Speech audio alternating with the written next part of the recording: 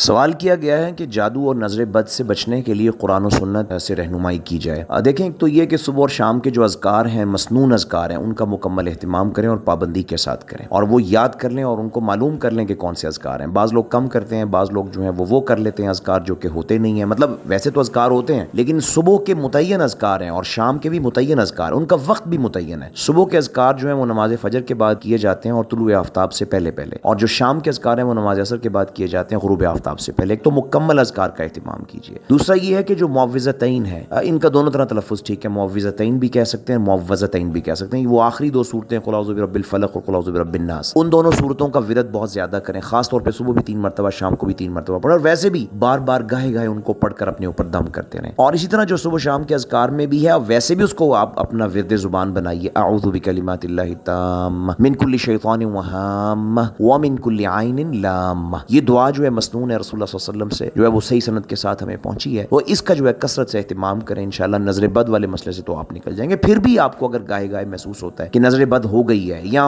کوئی اس طرح کی پریشانی لاحق ہوئی ہوئی ہے، تو آپ کو پتہ چل جاتا ہے کہ فلاں کی نظر لگی ہوئی ہے، تو اسے کہیں کہ اپنے غسل کا پانی دے دے یا ایٹ لیسٹ اپنے وضو کا پانی دے دے، اس کو اپنے پورے جسم پر بہا لیں۔